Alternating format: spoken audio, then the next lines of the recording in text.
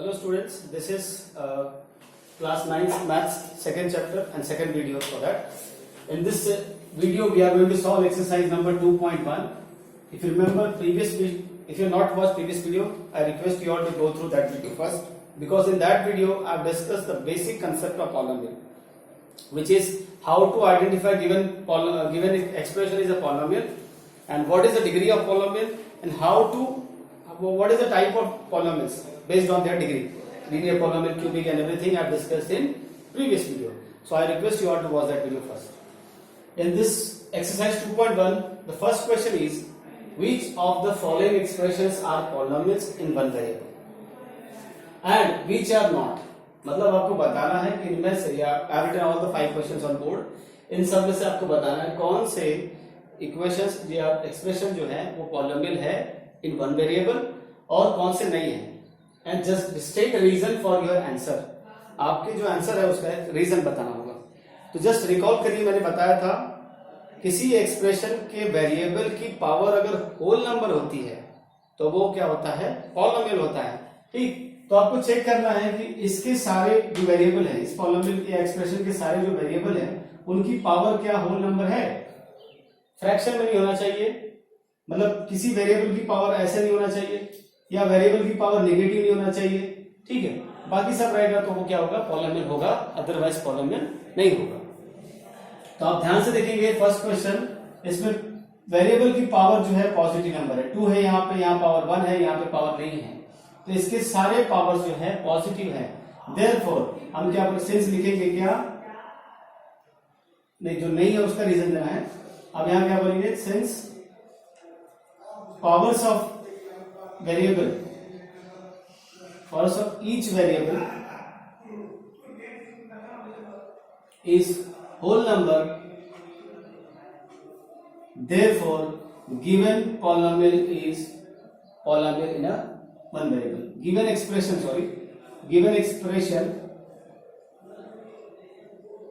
is polynomial in one variable.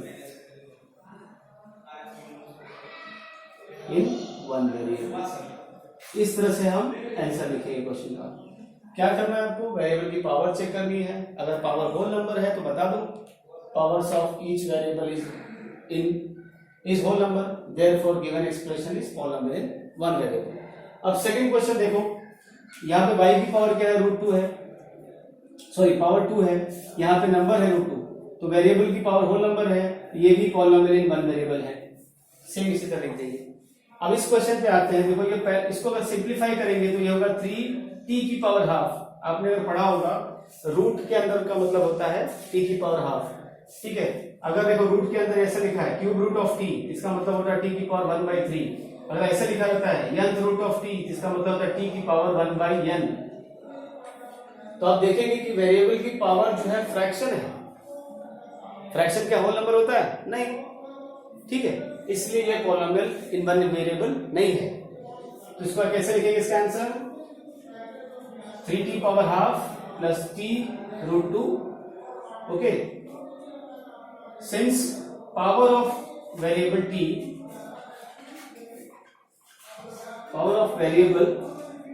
t is a fraction, या फिर लिख सकते हैं power of variable t is not a whole number. ठीक है, therefore given expression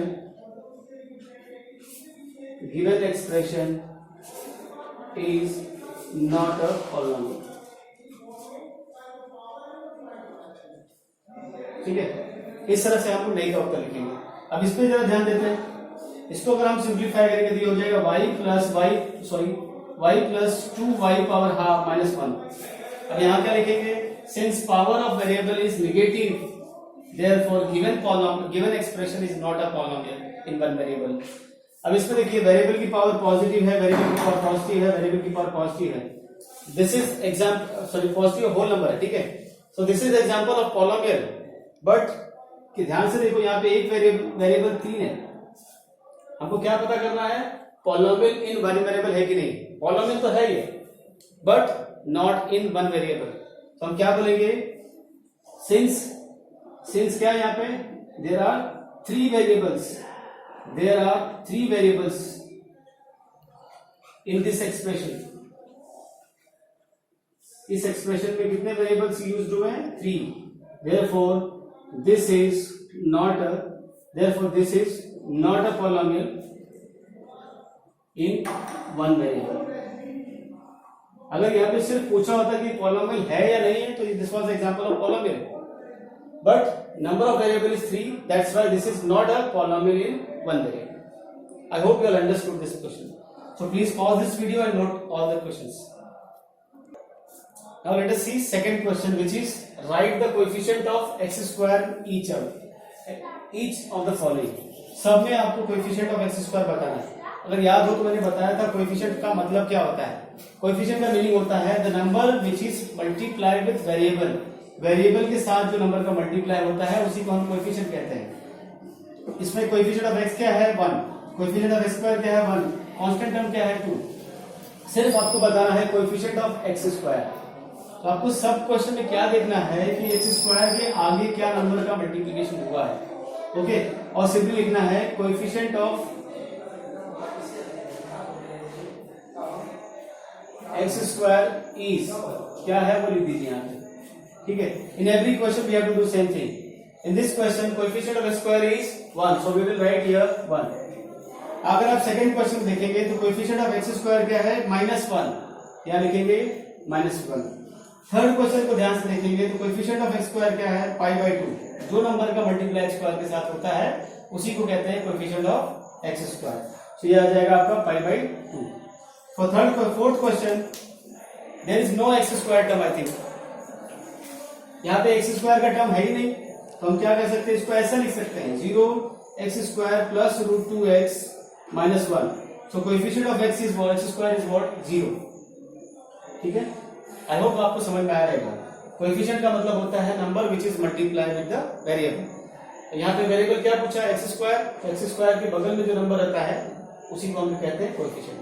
I hope you have understood. Pause करके इसे नोट कर लीजिए. अगला क्वेश्चन देखते हैं. Let us see third question. Give one example of each of a binomial of degree 35 and a monomial of degree 100. तो आपको एक एग्जांपल बताना है दोनों का. आपको बताया था बाइनोमियल का मतलब क्या होता है? ऐसा पॉलिनोमियल जिसके अंदर दो टर्म्स होते हैं. ठीक है. और मोनोमियल होता है ऐसा पॉलिनोमियल जिसमें सिर्फ सिंगल टर्म होता है. तो बाइनोमियल ऑफ डिग्री 35 मैंने बताया था वेरिएबल की मैक्सिमम पावर को क्या कहते हैं? Degree. So first of all देखिए बाइनोमियल ऑफ डिग्री 35. इसमें आप वेरिएबल कोई भी ले सकते हैं. सिर्फ क्या केयर करना है कि उसका मैक्सिमम पावर 35 होना चाहिए और that must contain 2 terms. By means 2 terms होना चाहिए. तो आप लिख सकते हैं x power 35 plus x power 34.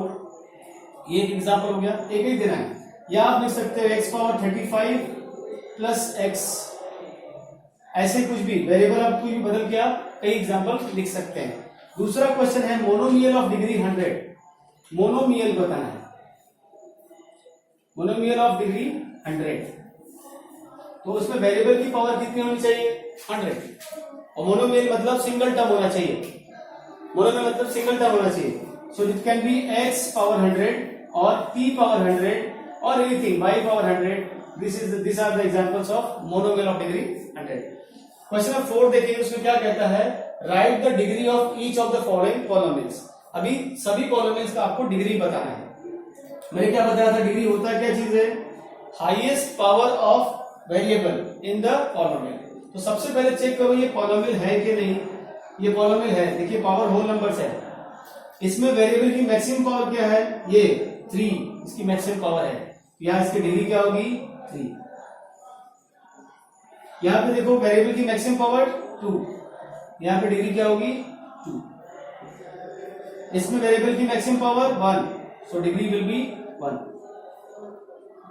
और यहां पे वेरिएबल है नहीं तो इसकी डिग्री क्या होगी? ये कांस्टेंट पॉलिनोमियल है. याद हो मैंने बताया था जिस पॉलिनोमियल की डिग्री 0 होती है उसी को हम कांस्टेंट पॉलिनोमियल कहते हैं. मतलब यहां पे मैं लिख सकता हूं y पावर 0 है नहीं, लेकिन हम ऐड कर सकते हैं. सो इसका डिग्री क्या होगा? डिग्री इसका 3 होगा. Sorry, 0. Okay. If you see the fifth question, in the fifth question it is asked write the classify the following as linear, quadratic and cubic polynomial. पांचवें क्वेश्चन में आपको क्लासिफिकेशन करना है as a linear polynomial, quadratic polynomial और cubic polynomial. तो मैंने बताया था जिस पॉलिनोमियल की डिग्री 0 होती है उसे कांस्टेंट पॉलिनोमियल कहते हैं, जिसकी डिग्री 1 ये हो गया आपका लीनियर पॉलिनोमियल, इसकी डिग्री 2 है तो ये क्या हो गया क्वाड्रेटिक पॉलिनोमियल, इस पॉलिनोमियल की डिग्री 3 है तो ये है क्यूबिक पॉलिनोमियल। तो क्वेश्चन नंबर 5 आप लोग ऐसा होमवर्क सॉल्व करेंगे, मैं इसका तरीका बता दिया हूं। Thank you for watching this video.